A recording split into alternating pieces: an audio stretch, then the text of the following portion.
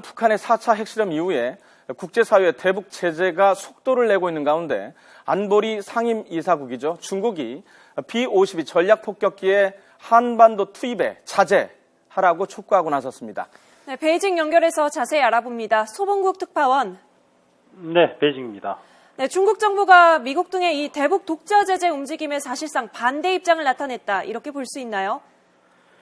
네, 중국 정부는 어제 미군 전략 폭격기 한반도 상공 배치에 대해서 관련 국가들의 절제와 함께 긴장 상황을 피해야 한다고 촉구했습니다.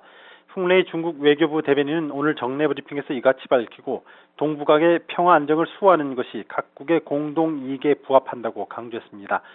중국 정부가 북한 핵실험 이후 5일 만에 내놓은 이 같은 입장은 미국 등의 독자적인 제재에 사실상 반대 입장을 표명한 것으로 중국은 중립을 지키겠다는 의지를 나타낸 것으로 풀이됩니다.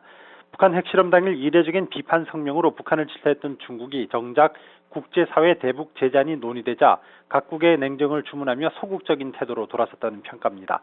그러면서 중국 정부는 한반도 평화와 비핵화 실현이라는 기존 원칙을 거듭 천명했습니다. 미국 등이 원하는 북한에 대한 원유 중단 등의 고강도 제재가 자칫 북한 정권의 치명상을 가할 수 있는 만큼 동의하지 않겠다는 뜻을 내비친 것으로 보입니다. 미국이 이른바 아시아 회귀 전략을 발판으로 한국, 일본과의 군사적 동맹을 강화하고 있는 만큼 중국 입장에서는 한반도에서 한미일 동맹을 견제할 수 있는 북한이라는 전략적 자산을 쉽게 포기할 수 없다는 판단이 깔린 것으로 분석됩니다.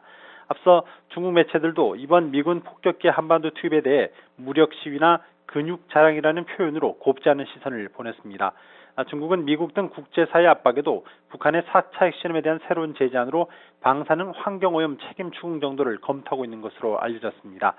자국 주민들에게 혹시나 있을지 모를 핵실험 피해에 대한 불안을 줄이고 북한 측에는 책임을 추궁하는 모습을 보이는 선에서 그칠 것으로 보입니다. 지금까지 베이징에서 전해드렸습니다.